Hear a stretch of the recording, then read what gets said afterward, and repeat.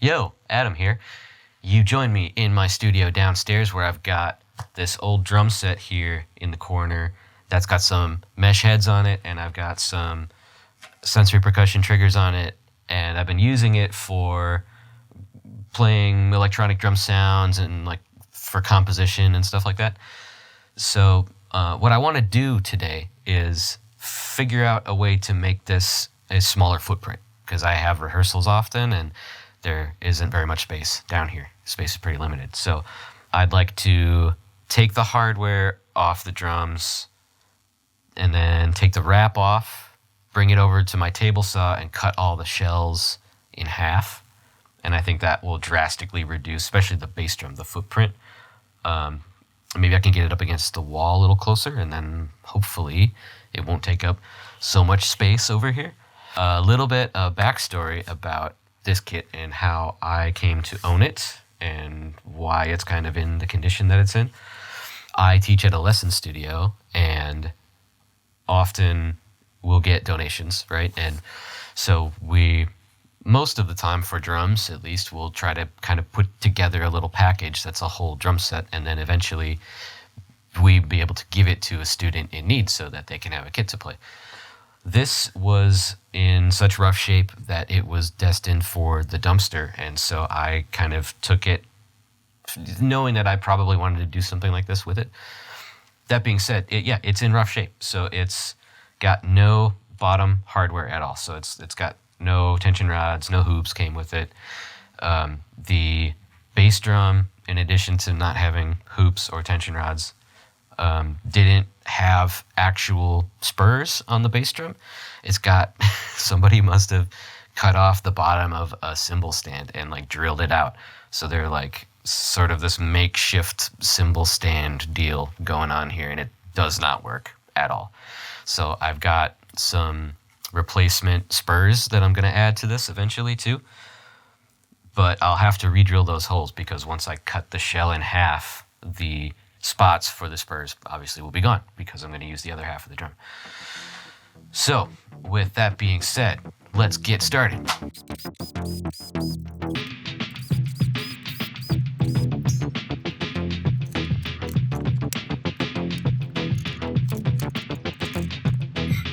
Oh yeah, something I didn't mention is this drum also didn't have any tension rods at all for the bass drum. So I've only got 4 in here right now because I don't have any tension rods that are long enough in storage, but I'm gonna order some. Hopefully they'll be here shortly. So, all right, I'm out here in the workshop. Got the drums with me, and we're gonna strip all the hardware off first.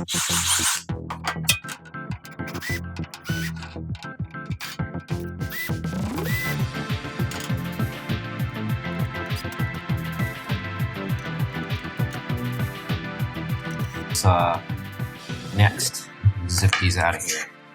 So I gotta figure out for the floor tom, I want to keep the floor tom leg brackets, right? So let's see, these are in here. So I gotta be careful when I'm doing this. So I want to make sure I'm coming clear of the lug and also of the vent hole grommet here. So we're coming down to it, so let's send it, yeah?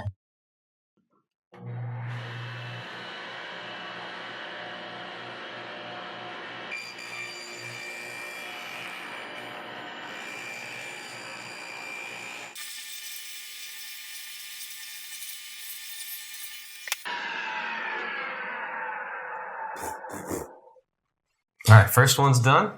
It turned out pretty good, I think. There's some chipping from the wrap, but otherwise, I think the wood underneath it looks pretty safe from blowout. So I think it was a good call leaving the wrap on to do the cutting, because I'm going to take this wrap off. Contact.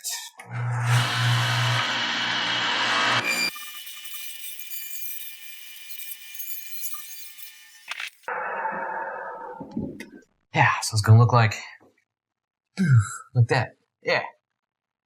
Cool. Let's look at Spurs here. Alright, so this is a 4-hole pattern. Do any of those holes line up? No. Okay.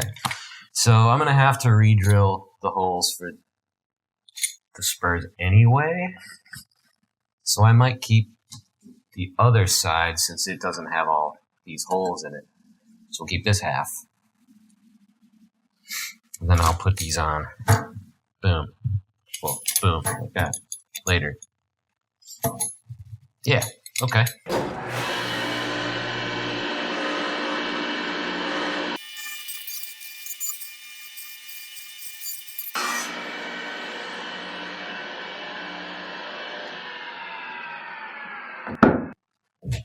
I'm definitely glad that I wore some PPE here because there's like little shards of wrap all over, and I was definitely getting sprayed. It was a little sharp feeling. So bad for the eyes. So wear your PPE, folks. So I was just about to start taking the wrap off of this bad boy, and I got to thinking, I've had this router table. Now, my dad and I put it together like, I don't know, 6 months ago. I've never used it yet. And I thought maybe I'd try one of these round over bits and just, I don't know, just round over the outside, maybe both sides, just to, well, for one, to just get a chance to use this table. You know, bearing edges will probably be something I futz with in the future, right? So, but it's also, you know, it'll look a little nicer.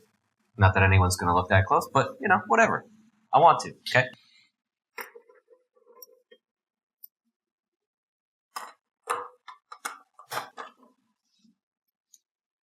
I'm going to start with one of the offcuts so that if I screw it up, it's no big deal. All right, wish me luck. Here we go.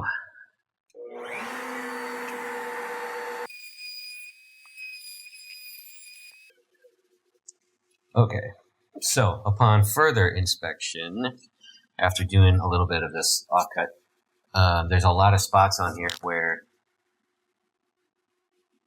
the wrap is chipping, and it's kind of messing with the bearing edge a little bit. So, like where there's a seam, can you see that? There's a seam right here where it overlaps, and because of that, there's a little step there. Not the end of the world, you know, especially since this isn't going to be something that you put a drum head on. But I think it will look better if I take the wrap off first, and then just give it a quick zip. But the actual routing was really easy. So I don't think I have to be too scared of it. So cool, I learned something at least. All right, so let's get the wrap off of the real drums. All right, so the plan here is to take a heat gun and blast the seam on the wrap here, and hopefully the wrap is just glued right where that seam overlaps and it's not glued all the way around the drum. But we won't find out until we get in there. So let's get to it.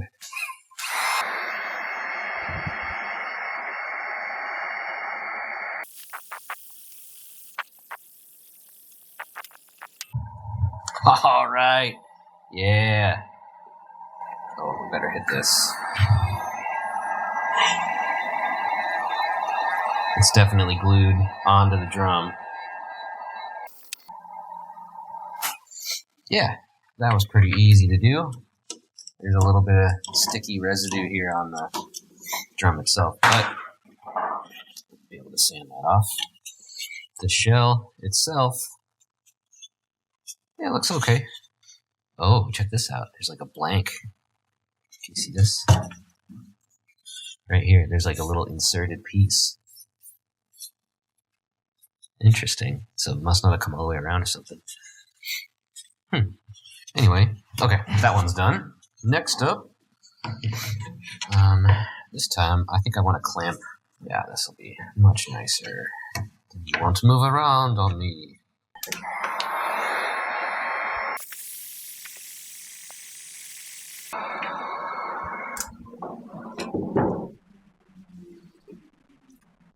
Yeah, I definitely don't think this ramp would do very well in a hot car. Because Look at that. That's just the heat gun on low too. I mean, it would probably burn your hand still, but I have to say that's pretty satisfying. Yeah, that clamp worked out good. Let's do that again.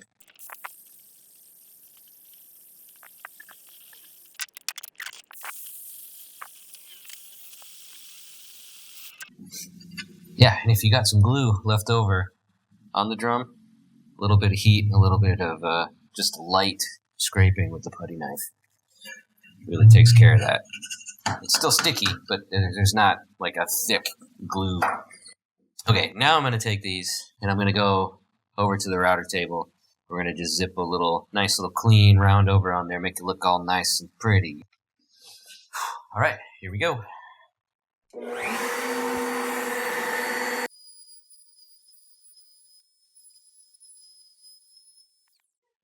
Yeah, that turned out really pretty good.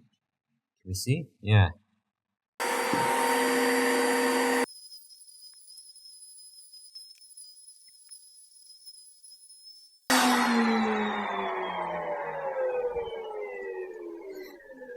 Alright, well this one was a little jankier because the plywood itself here is not very good quality. You can see that there's like a big piece here that's like separated. This might be the overlap of two plies here actually, but yeah, there's a couple spots. Here's another spot where it's a similar kind of thing. So, not the end of the world.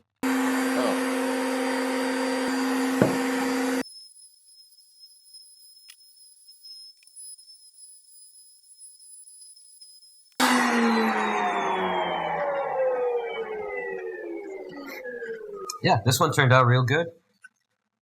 Yeah, it's just that floor top that had some of that weird chipping from between the layers of plies. But yeah, this turned out, pretty good. So, the next step is going to be probably to lay out the holes for the Spurs on the bass drum.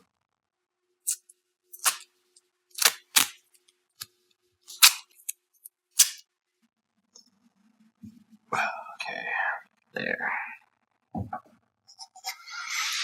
Okay.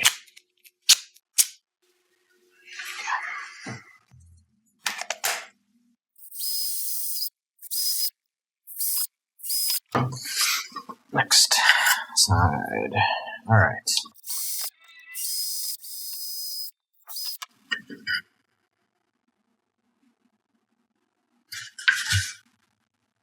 All right, so next step, let's give her sanding.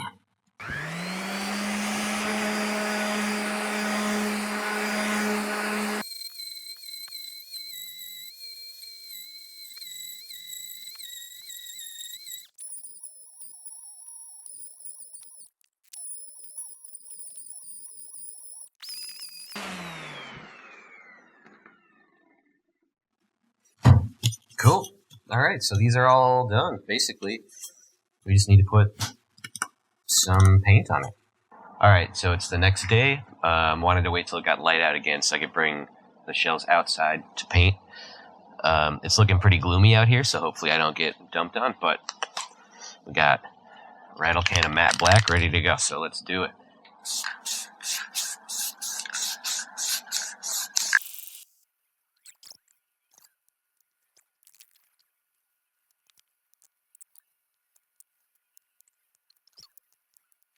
That's looking pretty good. I'm trying to keep the coats light because I want to be able to see the wood grain a little bit through it. All right, I'm going to bring this one in. I'm going to throw on the next one.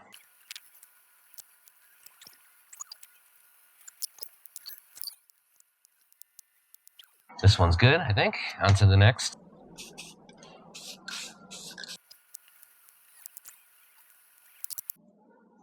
Cool. Yeah, you can see the wood grain. I'm going to let these dry, and then I have a matte finish clear coat that I'm going to put on here. So I just happened to be reading the instructions for the spray paint, and it says that if I can put a clear coat on within an hour after painting it, then I don't have to wait. So I got some crystal clear matte finish lacquer ready to go.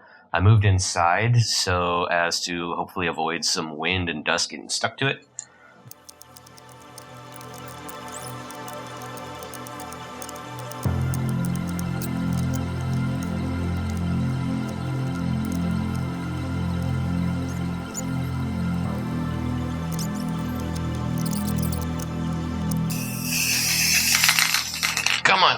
Come on, just a little bit, All right, well, out of clear coat, so I'll have to go run and get more BRB. All right, I'm back. I'm ready to go. Maybe put on 2 or 3 more coats real quick, and then I got a jet to go to a gig, which is good because then the clear coat can cure, and then I can maybe clean up the hardware tomorrow. The tension rods for the bass drum are also supposed to come in tomorrow. So I think I might be able to put it all back together and try it out tomorrow. That's pretty exciting.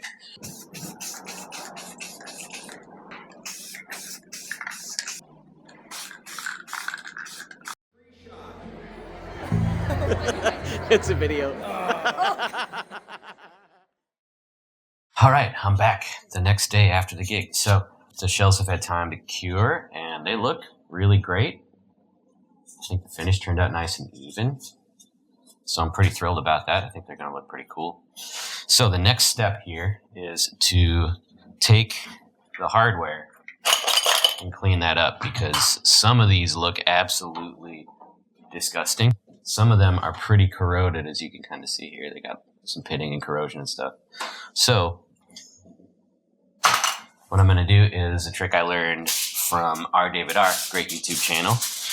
Some aluminum foil and a mild cleaner like Windex or something. It's just a mild abrasive. It doesn't damage the chrome at all. And it really does a good job of like cleaning everything up. So I'm going to go ahead and do that. Probably to all of these, even though I'm not going to use half of the lugs, but I'll have them and they'll just be in good shape. I'm already doing it, so I might as well do the whole thing, right?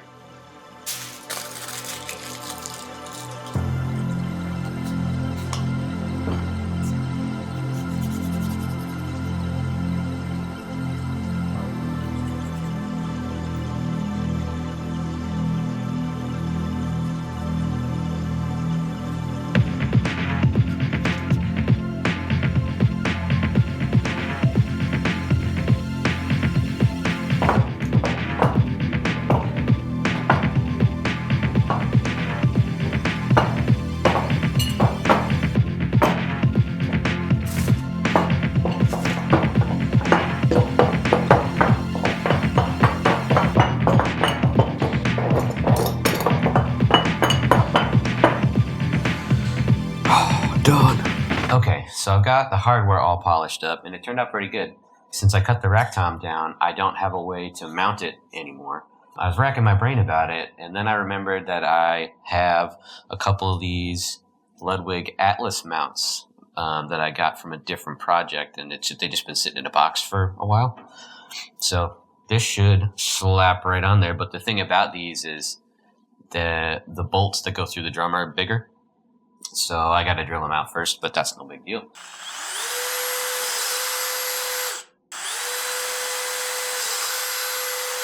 I've got all the parts here. Everything's organized, ready to go. So I'm going to start assembling it, putting it all together. We're kind of at the home stretch here.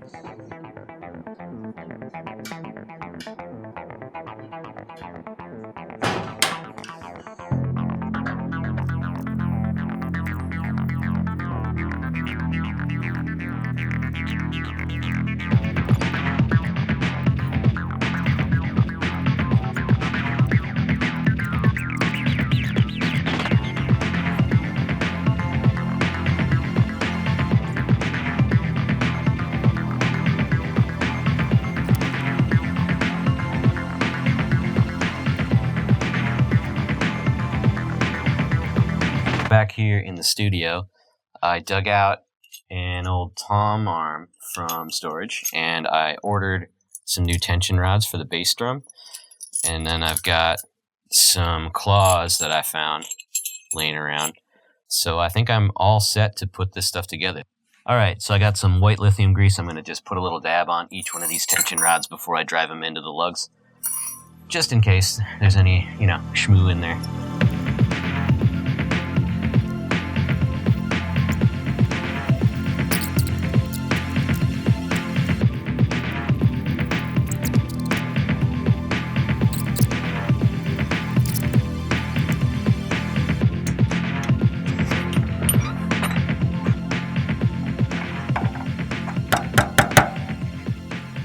So cool. I didn't have any real expectations when I put this together, but seeing how it's coming together, it's going to be nice. It's going to be really nice to have this here like this.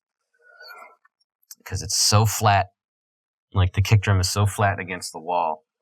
And then like this floor tom, I can just shove it like way over here like that when it's not being used, and then you can still get over here. Man, that's going to be awesome. All right, guys, it's the moment you've all been waiting for. What does it sound like?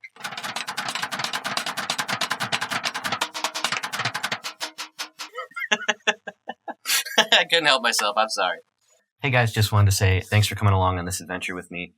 This is my first video. I've already learned a lot. That being said, if you have any kind suggestions, feel free to leave them in the comments. I have a lot more projects planned. If you like what I'm doing, feel free to follow along. So that's it for this one. Thank you so much. We'll see you in the next one. Take care. So it's been a couple days. I've already started editing the video, and I thought it might be cool to explain what I'm doing with this kit so you can kind of see why I want to have it down here in addition to my normal recording kit, which is a really kick-ass Rogers kit from the 70s. So this kit here with the mesh heads has Sensory Percussion triggers on it. So all 4 drums have triggers, and the triggers use this little metal disc that sits on the head, and then the trigger reads that metal disc as it bounces up and down, and that's how it's able to make the sounds using my computer here, using their software. So it's crazy responsive. It's like it's not like playing an electronic drum set. It's like playing kind of an acoustic kit. It knows center of the head. It knows on the edge of the head. It knows rim shot at the center. It knows rim shot at the edge. It knows cross stick. It knows stick shot even. And just on the rims, and a bunch of other different ways of playing, burying the kick versus letting the kick be open. Pretty crazy stuff. So I thought, for just a minute here, I would demo kind of a couple presets in their software and just sort of see how I might use it for composition. I do composition stuff for video games and stuff. So having an electronic percussion element is important to me in my composing, because you never know what style of music you're going to have to write. So yeah, let me demo some stuff for you.